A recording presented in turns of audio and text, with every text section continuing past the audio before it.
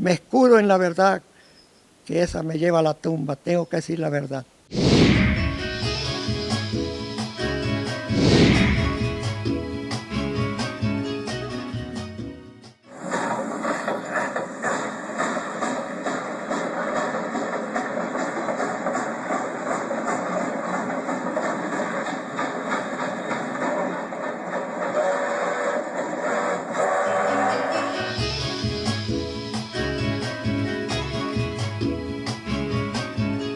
En el año de 1980 nace la idea de crear una línea férrea en la provincia de Manabí para impulsar el desarrollo productivo, comercial e industrial. Este sueño se concreta en 1895, cuando el gobernador de Manabí de esa época, José María, envió una carta al presidente Eloy Alfaro Delgado solicitando la construcción del ferrocarril, favoreciendo así el traslado de café, caucho y tagua, principales producciones de ese tiempo, hacia otras provincias. Manabí necesitaba del tren por su gran auge agroexportador, teniendo en cuenta sus dos puertos principales, Manta y Bahía de Caracas, que comunicaban al mercado mundial. Se realiza un estudio geográfico y productivo y se construye la primera línea férrea de la zona norte. El encargado de realizar la obra fue Edmundo Catford en un plazo de 7 años. Pero no fue hasta el 20 de julio de 1909 que empieza a realizarse la obra desde Bahía.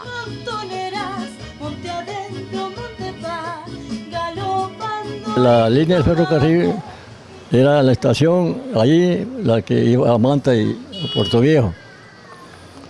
Y el encuentro de los dos trenes, uno que iba a Santana y el otro que iba a Manta, tenían que encontrarse encima del cerro donde hoy están cobrando el peaje. Allí había, esa loma era más alta, ahora que la rebajaron, pero allí había una rueda redondota que tenía que encontrarse los dos trenes para uno intercambiar por acá y el otro allá. No podían rectamente ir. Allá hacían uno que iba a Santana y el otro que iba a Manta. Ese transporte tan solo se ocupaba, era la época de invierno, porque no, como ya no había carretera, no había carretera estable, entonces ya de invierno era que se usaba ese transporte. En esa época el transporte de invierno era la cuestión de los productos de la sierra, porque el primer puerto de Manta, todos los productos de Manta, o todos los productos de la sierra venían por parte de la sierra, es decir, la Manta en los barcos. ¿Usted cree que el ferrocarril ayudó al movimiento económico de la zona?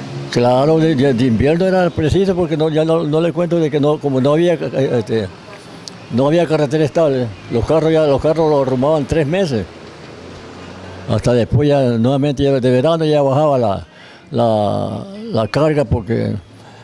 ¿Cuál era el tiempo promedio por ejemplo, de Manta a Puerto Viejo, de Puerto Viejo a Manta? Eran 3 horas en ferrocarril y en carro eran 2 horas. ¿Y usted cómo se anunciaba el ferrocarril? El funcionamiento o el bramillo, como dice, era que decía traca, traca, traca, traca, y después la gente ya le sacaron una nota y mucha carga, poca plata, mucha carga, poca plata. Sí, pero así era. El 21 de septiembre de 1910, el tren hace su primer recorrido y llega a Puerto Larrea. Continúan los trabajos de ampliación y 4 meses después hace su primera aparición en Calceta el 3 de enero de 1911. El 3 de noviembre llega a Canuto y a Chone el 27 de octubre de 1912. Fue construido por manos manabitas y muy pocos jamaiquinos, quienes habían apoyado en la construcción de otras vías férreas del Ecuador. El tren fue hecho a base de acero y las estaciones de la ruta que cubría eran Bahía, Tosagua, Calceta, Canuto y Chone. Por ciertas dificultades, la locomotora deja de funcionar en el gobierno de Leonidas Plaza, pero los manabitas defienden su idea progresista y se mantiene el contrato que se firmó en 1909 con Pablo Gonzenbach, quien formó una sociedad con una compañía inglesa, con el fin de construir la línea férrea de Manta a Santa Ana. Para la obra se necesitaban 170,000 libras inglesas y también un muelle en Manta. La obra nunca se realizó porque el contratista no pudo financiarla. Posteriormente se concreta la construcción con ayuda de 3 empresarios mantenses, Manuel Chávez, Ricardo y Francisco Alonso, además del ingeniero y topógrafo manabita José Gómez Barreiro. Los trabajos de la siguiente línea férrea se inician el 29 de abril de 1911. Según el historiador montecristense Fernando Ceballos Mazurmillaga, el país afrontaba la pérdida del presidente manabita Eloy Alfaro. Pese a ello, se insiste en la continuación de la obra y el tren llega por primera vez a Montecristi el 15 de agosto a las 9:30 de la mañana. El Pito Salvador se deja oír en Puerto Viejo el 19 de abril a las 11 de la mañana y regresa a Manta el mismo día. Un pito o sirena que se oía en Cádiz, toda la ciudad, y de ahí salíamos a Chone hasta llegar. Esos tiempos serían grandes en decir bastante, porque es para creer hasta en un libro, algo así. Pero los recuerdos son imborrables en mi mente. En el cerro pegábamos como la ambulancia, pegaba semejante sonido que se veía clarito para que el otro tren se adelantara para estar unido, porque si no estaban unidos no podían hacer ese intercambio ahí. ¿Qué tan lejos se escuchaba el sonido? Hasta ahí se puede decir que habían como 2 kilómetros de ahí nosotros sembrábamos. Se oía el sonido del tren. Eso se escuchaba siquiera a 2 kilómetros según, si iba en altura, si iba por una colina y ya estaba cerca Tosagua, había un lugar que llamaban la Loma Atravesada y de allí el tren pitaba. 3 pitadas y una siquiera a 1 kilómetro de distancia ya era para llegar. Siquiera en esa parte alta, siquiera unos 15 kilómetros más o menos. Ahí comenzaba a pitar y se oía ya, se oía. El 9 de julio de 1914 el tren llega a Santa Ana cuando se desempeñaba como gobernador de Manabí don Armando Espinel. La segunda línea férrea Montecristi-Puerto Viejo-Santa Ana con escalas en Colorado y Colón tenían 0.75 centímetros de ancho y una longitud 79 y 60 kilómetros respectivamente. El pasaje a Manta costaba 1 sucre. Se pagaba mediante, usted si llevaba equipaje, pagaba una parte en monedas, en billete y moneda fraccionaria, que en esa época existía el sucre, que lamentablemente era de plata, la moneda nuestra, desde los 50 centavos de 1 sucre, 2 sucres.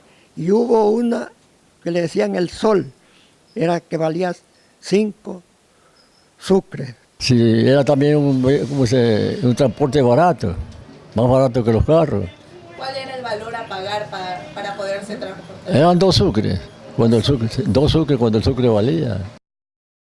Una vez culminada la construcción, Manabí contaba con 2 líneas férreas importantes que partían desde sus principales puertos. La primera salía de Manta y atravesaba zonas algodoneras por comarcas cubiertas de ceibales. Ascendía por el histórico Cerro de Hojas lleno de tesoros arqueológicos, por Montecristi, fábrica del sombrero fino de paja Toquilla y cuna del gran americano y apóstol de la democracia, Eloy Alfaro. Avanzaba a Puerto Viejo, la capital de la provincia, por Tosagua, el gran mercado del algodón y el centro comercial de mayor importancia en Manabí. Continuaba Santa Ana, zona rica por su agricultura y por sus inagotables volúmenes de marfil vegetal, y donde culminaba la vía. Había sufrimiento y diversión en el tren. Una época se viajaba, habían guitarristas, como que hacían un concurso de demostraciones, viajaban en el tren hasta Tosagua. De ahí ellos regresaban en el otro tren que venía a Bahía y se turnaban así. De ahí se embarcaba otro grupo musical a Chone. Buenos músicos, buenos cantantes. La otra línea ferroviaria partía de Bahía de Caracas, Puerto del Cacao Manabita. Penetraba en la comarca ganadera de Tosagua, donde las haciendas de ganado vacuno y caballar ponían la visión del movimiento y riqueza del paisaje. Luego avanzaba hacia la pintoresca y acogedora ciudad de Calceta, centro del mercado de caucho y café. Finalmente llegaba Chone, considerado el núcleo cacautero más rico de la provincia, siendo después una vasta y productiva hacienda ganadera. Lo que recuerdo es haberme puesto una camisa nueva viajando y yo pues era curioso, quería ver de a dónde salía el pito del tren, me asomé así, cuando me cae una chispa de candela porque el tren quemaba la basura, oiga, quemaba la leña y me cae una chispa en mi camisa nueva que casi hasta lloro porque se me quemó. Cuando acordé que tenía un buen redondel quemado, me dolió tanto. El sueño de Eloy Alfaro de atravesar con rieles el país se cumplió. 3 décadas después desaparecen los rieles y son reemplazados por carreteras. El 15 de mayo de 1945 se suspende el tren en la ruta hacia Manta, aclarando que las personas no sufrirían, pues se construirían nuevas vías que serían fuentes de trabajo. En la actualidad, el gobierno a través de proyectos como el de un parque temático ferroviario en la parroquia Canuto de Chone, trata de rescatar las memorias del tren. Se recopila información y se dan exposiciones para el turismo cultural.